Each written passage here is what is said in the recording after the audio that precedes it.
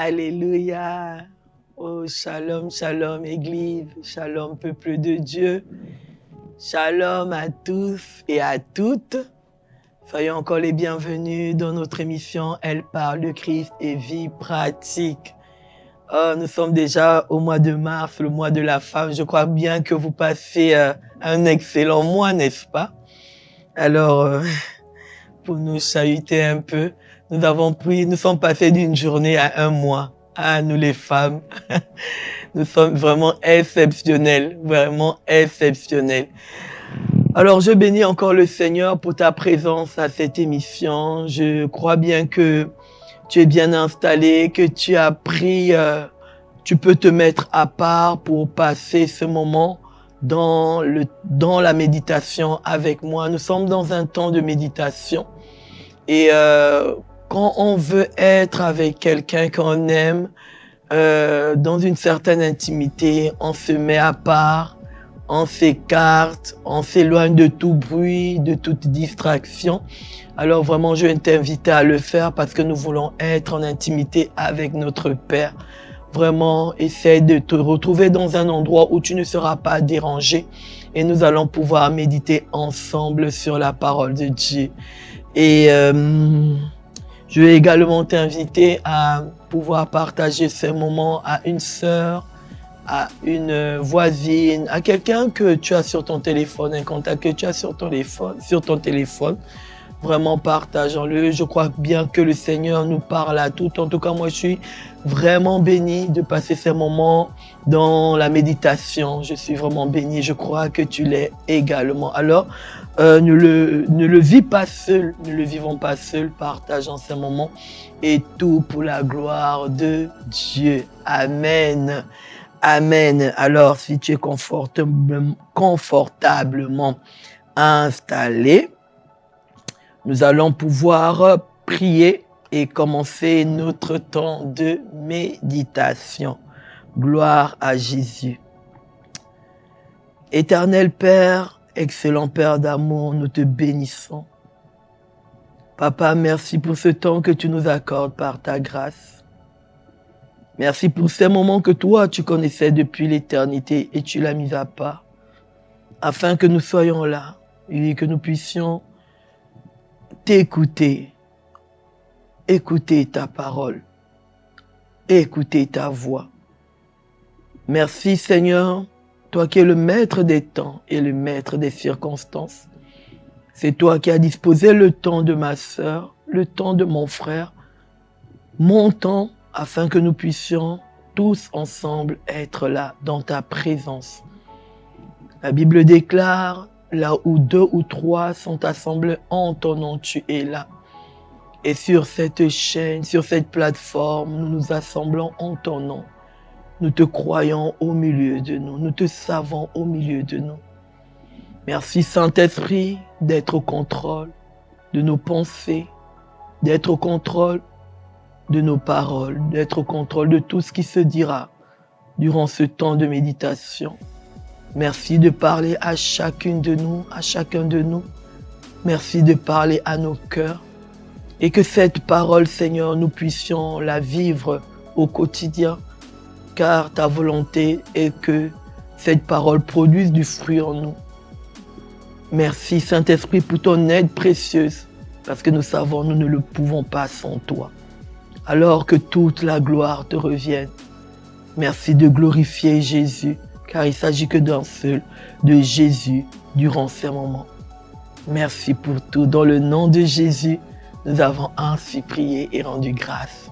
Amen. Amen. À ceux qui nous rejoignent, encore, soyez les bienvenus. Shalom. Shalom à nous femmes. Alors, nous sommes en train de parler sur la femme Marthe. Il y a déjà beaucoup de choses qui ont été dites par rapport à notre passage de référence. Nous sommes bien entendu dans Luc au chapitre 10, à partir du verset 38. Donc nous sommes dans Luc au chapitre 10, à partir du verset 38. Je vais reprendre la lecture de ce passage. Comme Jésus était en chemin avec ses disciples, il entra dans un village et une femme nommée Marthe le reçut dans sa maison. Elle avait une sœur nommée Marie qui, s'étant assise aux pieds du Seigneur, écoutait sa parole. Marthe, occupée à divers soins domestiques, survint et dit, « Seigneur, cela ne te fait-il rien que ma sœur me laisse seule pour servir? Dis-lui donc de m'aider. » Le Seigneur lui répondit, « Marthe, Marthe, tu t'inquiètes et tu t'agites pour beaucoup de choses. Une seule chose est nécessaire. Marie a choisi la bonne part, celle qui ne lui sera point ôtée. » Amen. Alors, nous sommes en train de méditer depuis, je crois, 4 séries maintenant, sur la femme Marthe. Nous voyons cette femme qui avait pour frère Lazare, on a bien rappelé qui était Marthe. Donc, elle avait pour frère Lazare, pour sœur Marie. C'est une famille dans laquelle Jésus partait, pouvait aller quand il passait bien entendu par Béthanie. C'est une famille qu'il aimait beaucoup et qui aimait aussi beaucoup Jésus. Donc, il recevait le Seigneur Jésus dans leur maison. Donc, on voit ici que Marthe avait reçu Jésus chez elle. Et je ne reviendrai vraiment pas sur tout ce qui a été dit, mais je vous invite à aller réécouter les différents messages, les différents temps de méditation que nous avons eu sur la femme Marthe. La dernière émission, nous avons eu à parler sur la familiarité et je crois bien que c'est l'un des dangers vraiment c'est l'un des grands dangers qui nous empêche de voir la manifestation de la gloire de Dieu dans nos vies. Donc, nous avons vu que cette femme donc avait reçu Jésus chez elle et qu'elle s'est mise à faire beaucoup de choses et elle n'a pas pris le temps d'être avec son invité, d'être avec la personne qu'elle a accueillie chez elle. Et après, elle va survenir, elle va venir là, commencer à parler à Jésus, à faire des reproches à Jésus, comme quoi il ne s'inquiète pas qu'elle soit amenée à tout faire alors que sa sœur Marie était assise à côté de Jésus et elle ne l'aidait pas. Et le thème de notre émission de ce mois, c'est « Dis-lui donc ». Dis-lui donc. Alors, lors de la précédente émission, nous avons vu qu'il y a une façon de pouvoir parler, c'est une façon... lorsqu'on s'habitue aux personnes, souvent on oublie l'importance des personnes. On a tendance à leur parler comme des vulgaires personnes. On ne fait vraiment plus attention et c'est là où on peut passer à côté des grandes bénédictions parce que les paroles que ces personnes peuvent nous dire, les paroles que Jésus disait à ces moments, étaient tellement importante. Quand nous connaissons l'histoire de cette famille, je pense que dans les autres émissions, on aura l'occasion de les voir. Ils vont connaître un drame et heureusement, je crois que Marie a été au pied de Jésus pour entendre les paroles et écouter les paroles de Jésus à ce moment. Donc, quand le drame a frappé leur maison, elle a pu voir la résurrection de son frère Lazare. Et Marthe... à force de voir Jésus venir chez elle, de connaître Jésus en tant qu'humain, en tant que ami de la famille, elle a commencé à négliger, à mépriser certaines choses et elle est passée à côté de toutes les paroles que Jésus pouvait dire à ce moment. Et on va voir dans cette émission, Marthe va dire à Jésus ce qu'il doit faire, ce qu'il doit dire à sa sœur. Elle dit à Jésus, dis-lui donc de m'aider. Alors, peu importe le temps que Marie a pu prendre à ce moment, je l'avais dit à l'autre émission, selon les caractères de personnes, elle a pu le dire d'une façon peut-être dure, d'une manière où elle était en colère. Elle a pu aussi le dire d'une façon douce, de façon tendre, mais ce qui est vrai, c'est que ce n'était pas correct. On va pas se mentir, ce n'était pas correct. Elle reçoit quelqu'un chez elle, elle reçoit Jésus chez elle, et elle se met à faire des choses qu'on ne lui a jamais demandé de faire, et elle se plaint, et après elle dit à son invité, dis-lui donc de m'aider. Elle commande au Seigneur de pouvoir dire à sa sœur de l'aider. Alors, pourquoi ne s'adresse-t-elle pas directement à sa sœur? On ne sait pas, on ne le saura jamais, mais voilà, elle prend à partie Jésus pour pouvoir demander à sa sœur de faire certaines choses. Alors par là, lorsque j'étais en train de méditer sur cette simple phrase, avant de pouvoir continuer, je vais simplement nous rappeler que la méditation, c'est réfléchir profondément. Bien-aimé dans le Seigneur, la parole de Dieu ne nous a jamais été donnée pour que ce soit lu comme un journal. La parole de Dieu ne nous a pas été donnée pour que ce soit pour nous comme des informations. Non, la parole de Dieu nous a été donnée pour que nous puissions prendre le temps de réfléchir, de méditer sur ce que le Seigneur dit, sur les histoires qui nous sont relatées. La Bible dit, cela nous sert d'exemple. Donc c'est important, un mot, un simple mot, une simple phrase nous pouvons tirer des grandes vérités, nous pouvons tirer des choses tellement importantes pour nos vies avec un simple mot, avec des simples phrases. La Bible, elle n'a pas changé. Hein? La Bible, depuis qu'elle a été éditée, je ne sais pas en quelle année, depuis que nous avons cette Bible papier, elle n'a pas changé. Il y a différentes versions, bien entendu, qui s'adaptent au langage, qui s'adaptent au temps, au langage de notre temps. Mais la vérité, c'est que la Bible n'a pas changé. Et depuis tant d'années, nous avons la même Bible. Pourquoi donc? Pourquoi donc? C'est parce que simplement, c'est pas le fait de lire et de lire et lire. Si ce n'était que lire la Bible, je crois bien que on aura déjà fait le tour et on pourrait la ranger. Mais la Bible nous a été donnée pour méditer. Parce que à un moment donné, aujourd'hui, nous pouvons avoir une révélation sur un passage et demain, le Seigneur nous amène encore beaucoup plus loin et il nous révèle autre chose sur le même passage. Alors, je ferme cette parenthèse et je reviens. Alors là, Marthe va dire au Seigneur, dis-lui donc de m'aider. Et le Seigneur m'a interpellé simplement sur cette phrase. Dis-lui donc de m'aider. La manière dont elle le dit, elle prend Jésus à partie. Et cela m'a amené à réfléchir sur la façon dont nous parlons au Seigneur, même dans nos prières, et je vais revenir là-dessus. La manière dont nous pouvons nous adresser au Seigneur dans nos prières. Bien-aimés dans le Seigneur, cette émission, bien entendu, est adressée pour la plupart aux femmes. C'est une émission exclusivement aux femmes, et les hommes, vous êtes bien entendu les bienvenus, et nous sommes bénis. Nous sommes bénis de vous avoir avec nous. Mais nous, les femmes, nous aimons beaucoup la prière. Nous aimons beaucoup parce que c'est comme ça que le Seigneur nous a fait. Mon pasteur a tendance à dire, la femme, elle s'exprime en parlant. Nous, on doit s'exprimer. On s'exprime en parlant. C'est comme ça que le Seigneur nous a fait. Et seulement, nous n'avons pas toujours, nous ne faisons pas toujours attention. Nous ne faisons pas toujours vraiment attention à la façon dont nous parlons, à ce que nous disons, aux paroles que nous disons. Et je crois bien que, alors ça c'est ma pensée, hein, elle me vient là maintenant. Je crois bien que c'est pourquoi le serpent n'est pas parti tenter Adam, mais il est plutôt parti tenter Ève.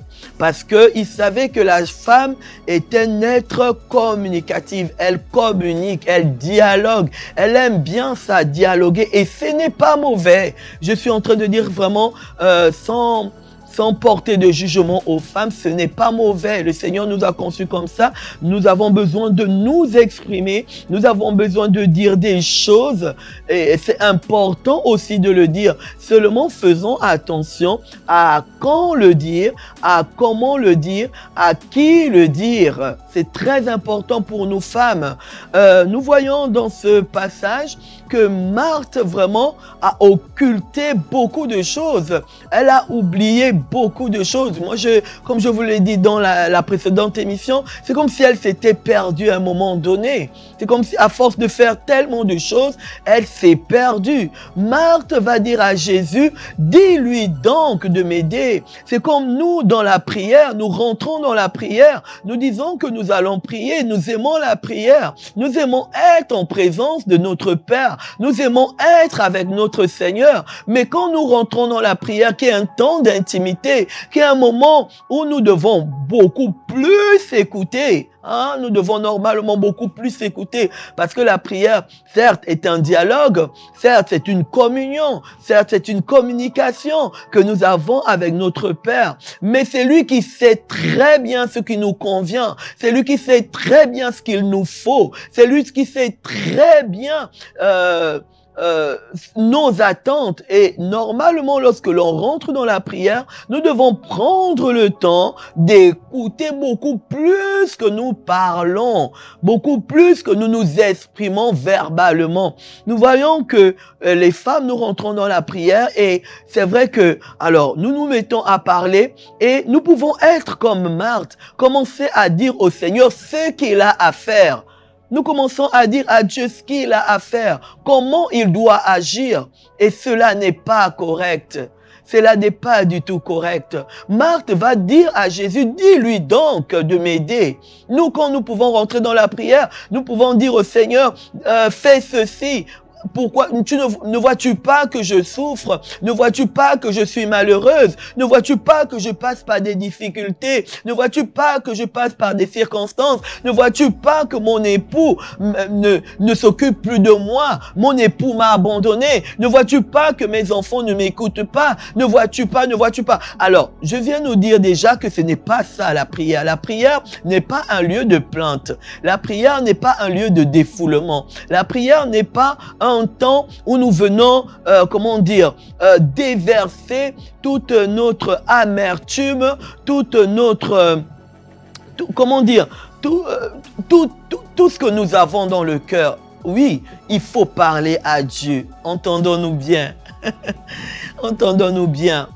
Je veux que vraiment, en tout cas, c'est pas moi qui veux, mais le Seigneur veut que lorsque nous allions dans la prière avec lui, que nous puissions ressortir avec des réponses, que nous puissions ressortir avec des solutions, que nous puissions voir sa gloire se manifester dans nos vies. Et la prière a des prérequis. La prière respecte certaines règles. Il y a des règles de la prière. C'est pourquoi même les disciples ont demandé au Seigneur Jésus, apprends-nous à prier. La prière s'apprend. Bien-aimé dans le Seigneur, oui, la prière s'apprend. Parce que le fait de rentrer dans la prière, le fait de parler au Seigneur, on croit que, ben oui, parce que c'est notre Père, on peut lui dire tout comme on le pense, comme on le veut, quand on le veut, mais c'est pas ça la prière. Non. Même physiquement, nos parents biologiques, on devrait avoir une certaine retenue, une certaine façon de parler à ses parents.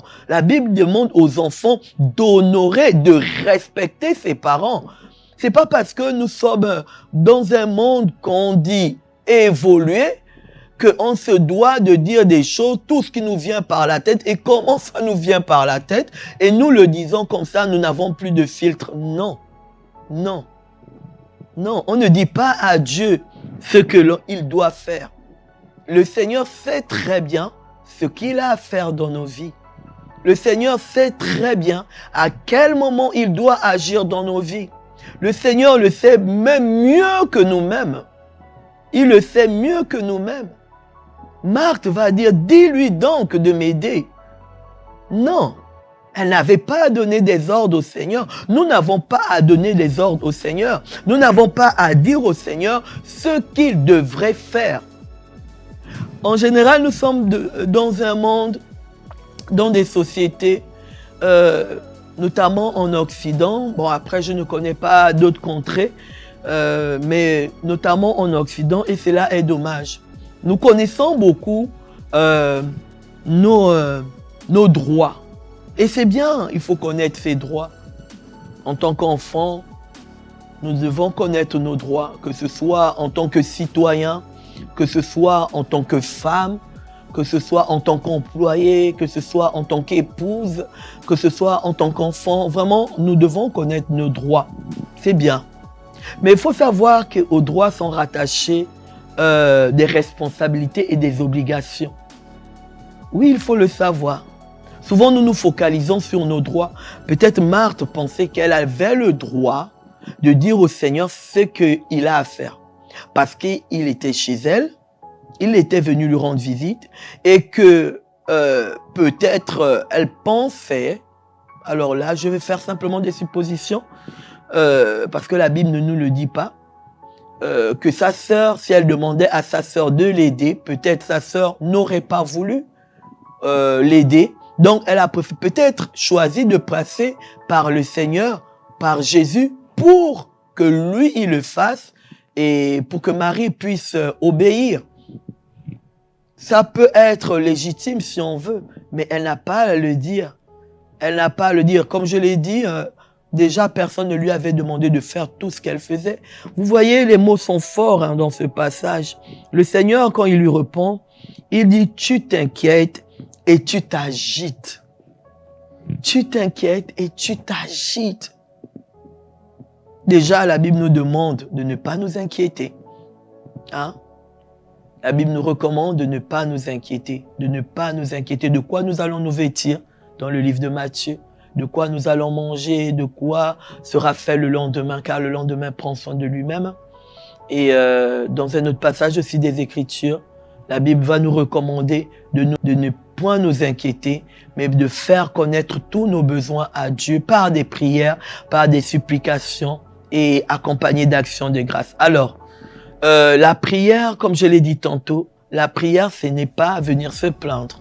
Quand on dit « faites connaître vos besoins à Dieu par des prières », c'est simplement parler à Dieu, parler avec son cœur, lui exprimer, voilà, comme on exprime à un père, là où ça va, là où ça ne va pas, ce que l'on ne comprend pas, le lui dire, mais avec le respect et l'honneur que l'on doit à un père.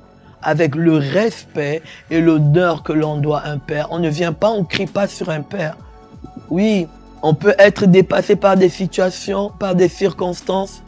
On peut se retrouver face à des défis, face à des challenges dont on a du mal à trouver des réponses, des solutions. Mais ce n'est pas parce qu'on s'agite, ce n'est pas parce qu'on crie que Dieu intervient. Non, au contraire. Au contraire, même quand il interviendrait, quand il nous donnerait la solution, tellement nous sommes dans l'agitation, tellement nous sommes en train de crier, de nous époumoner, qu'on ne va même pas entendre la solution qu'il nous donnera. Marie était agitée. Mais quand Marthe, je suis désolé, je ne sais pas pourquoi je parle de Marie. Bientôt, on étudiera la femme Marie, sûrement, si le Saint-Esprit le permet. Marthe était agitée, elle était agitée, mais le Seigneur était pourtant en train de parler. Elle n'a rien écouté de ce que le Seigneur lui disait parce qu'elle était dans beaucoup d'agitation. Elle s'agitait pour beaucoup de choses, comme le dit Jésus. Et pourtant, le Seigneur était en train de parler puisque Marie était à ses pieds, elle était en train d'écouter l'enseignement qu'il était en train de lui donner. Donc, ce n'est pas le fait de s'agiter, ce n'est pas le fait de crier, ce n'est pas le fait de se plaindre, ce n'est pas le fait de nous lamenter, ce n'est pas le fait de toutes ces choses que nous avons des réponses, que nous avons des solutions. Non, ce n'est pas le fait de toutes ces choses. Le Seigneur nous interpelle sur ce thème, sur cette portion des Écritures, là où Marthe dit « Dis-lui donc ». Dis-lui donc de m'aider.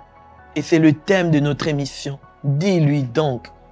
Retenons ceci, nous n'avons aucun ordre à donner au Seigneur. Approchons-nous simplement devant le Seigneur dans l'humilité, dans le respect, dans la crainte, une crainte respectueuse. Parlons-lui avec notre cœur. Il connaît les défis. Il connaît tes défis, il connaît mes défis. Il connaît les challenges par lesquels on passe. Il connaît toutes choses. Il sait toutes choses. La Bible dit tout est mis nu et à découvert devant lui. Il sait toutes choses. Lorsque nous nous approchons, oui, il nous demande de parler, de lui dire. parce que simplement, il veut nous écouter. Il veut écouter notre cœur. Il veut voir aussi si vraiment cette situation, nous voulons, qu'il intervienne. Parce que la prière, c'est permettre, l'une des raisons de la prière, c'est de permettre à Dieu d'intervenir dans nos défis, d'intervenir dans nos situations. C'est l'une des raisons pour lesquelles nous prions. Donc oui, il veut nous écouter, il veut nous entendre, il veut que nous lui permettions d'intervenir dans nos situations, mais à aucun moment, il ne veut que nous venions lui donner des ordres. Nous venons crier sur lui, nous venons lui commander.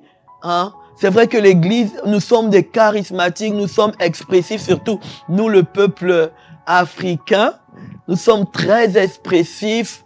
Nous sommes, c'est pas mauvais, mais attention à l'attitude de notre cœur. Parce que quelqu'un peut être expressif, mais dans le cœur, il y a beaucoup d'humilité. Mais attention à la manière dont nous nous adressons au Seigneur. Attention à la manière dont nous prions. Nous ne donnons pas des ordres au Seigneur. Nous ne lui commandons pas. Nous ne nous disons pas ce qu'il a à faire. Marthe n'a pas à dire à Jésus, dis-lui donc de m'aider. Non. Elle n'a pas à le dire et nous n'avons pas à le dire. Alors le Seigneur vraiment m'a amené vraiment sur cette partie de cette portion des Écritures, ce petit verset pour nous interpeller. Nous voulons voir la gloire de Dieu. Nous voulons voir la manifestation de sa gloire dans nos vies. Il est plus que résolu que nous à agir dans nos situations, mais attention à la familiarité, attention à la manière dont nous nous adressons à lui dans nos prières.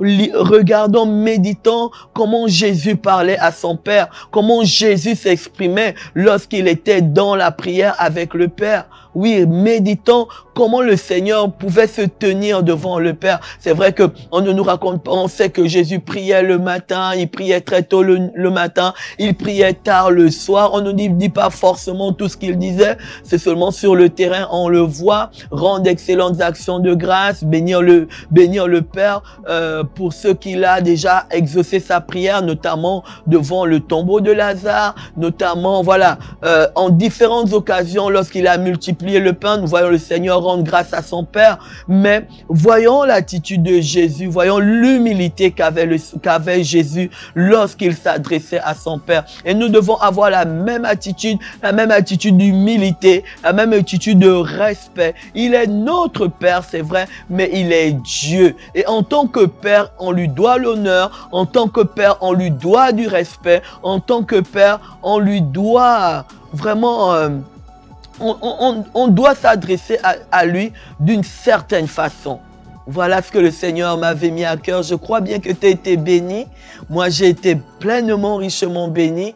Nous avons terminé sur ce passage, sur la femme Marthe. Et je veux simplement, là où tu te trouves, là où le Seigneur t'a interpellé, là où le Seigneur attirer ton attention durant ce moment de méditation, tu vas pouvoir rentrer au-dedans de toi et pouvoir parler à ton Père, Si tu avais une mauvaise attitude lorsque tu parlais au Seigneur, le moment est venu pour te repentir. Si lorsque tu rentrais dans la prière, c'était peut-être pas pour crier, ce n'était peut-être pas pour lui donner des ordres, mais c'était pour te plaindre, c'était pour murmurer, c'était pour gémir. Tu vas aussi te repentir vraiment devant ton Père et lui dire, Seigneur, pardonne-moi, Père. Je n'avais pas compris, je n'avais pas saisi cela, je n'avais pas compris. Certes, il faut s'exprimer, certes, tu veux que nous te parlions, certes, tu veux que nous nous abandonnions à toi, certes, tu veux que nous te disons ce que nous avons au plus profond de nous, sans artifice, mais tu veux que nous le fassions avec tout l'honneur qui t'est dû, avec tout le respect qui t'est dû, parce que tu es Père, tu es notre Père, tu es mon Père, et à un Père on doit honneur, À un père, on doit respect. À un père, on doit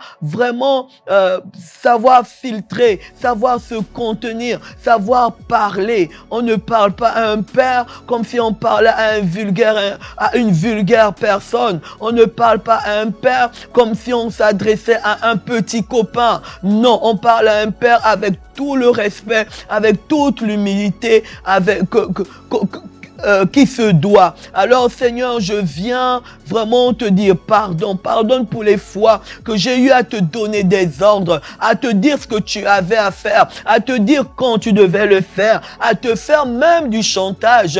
Oui, disant que si tu ne fais pas, si tu n'agis pas, alors je ne prierai plus, alors je n'irai plus à l'église, alors je ne ferai plus ceci, alors je ne te servirai plus, alors je ne ferai plus cela. Pardonne-moi vraiment ces mauvaises attitudes que j'ai pu avoir, même si ce n'était que dans mes pensées. Pardonne-moi toutes ces pensées que j'ai pu avoir, Seigneur. Oh, on ne te fait pas du chantage. On ne fait pas du chantage à son père. On ne fait pas du chantage à son papa. Alors je viens ce soir, je viens ce jour te demander pardon. Et je prie, Seigneur mon Dieu, que tu manifestes ta gloire, que tu m'apprennes à prier, que tu me montres au travers de ta parole, au travers de nos pasteurs, au travers, Seigneur Dieu de gloire, des enseignements, comment prier. Parce que oui, il est vrai que nous passons du temps dans la prière, nous passons des moments dans la prière, mais pour peu de résultats,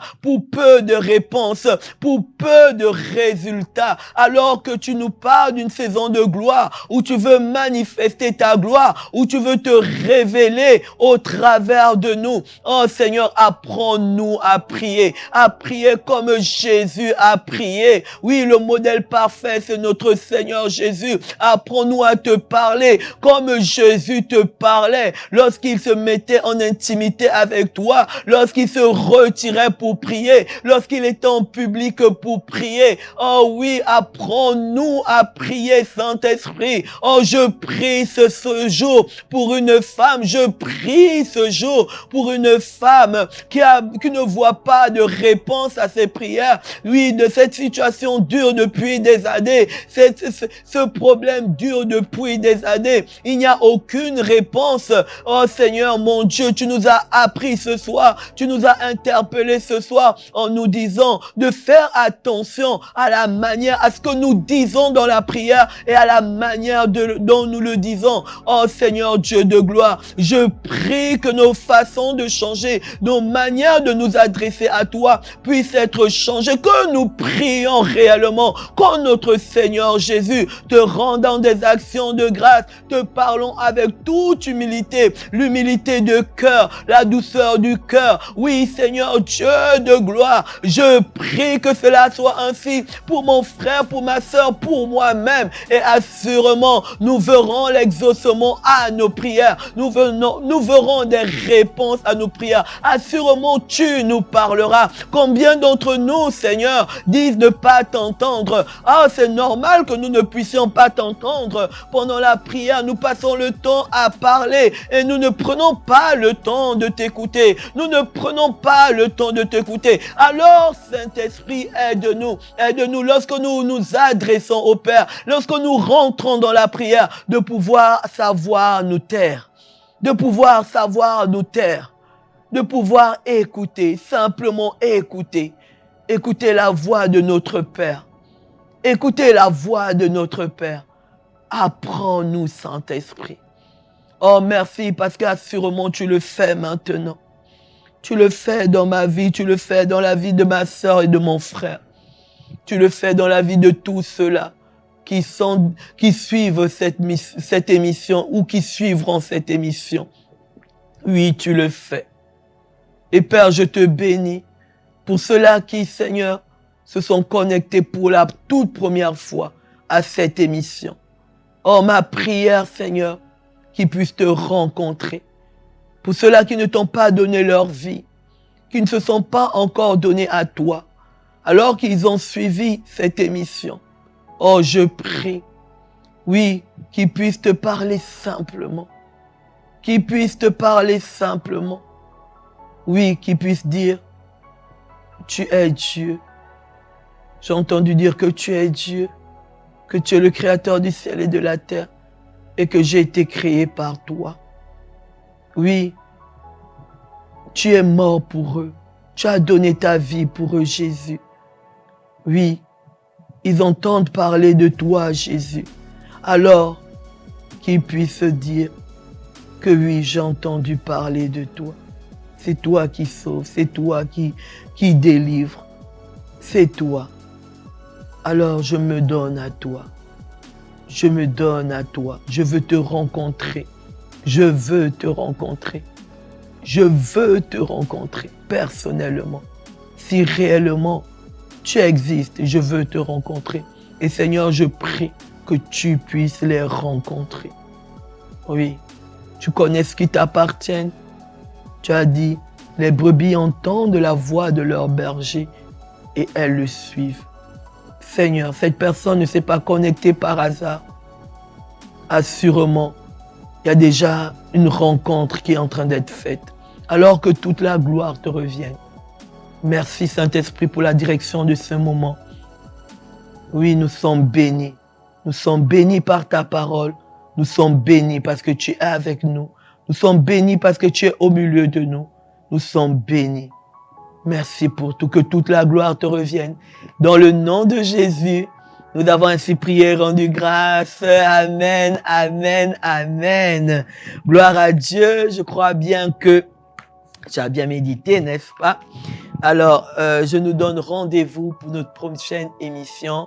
Elle parle de Christ et vie pratique. En attendant, portez-vous bien, vous et les membres de vos familles. Prenez soin de vous et on se dit à très très vite. Demeurez pleinement bénis. Bye bye.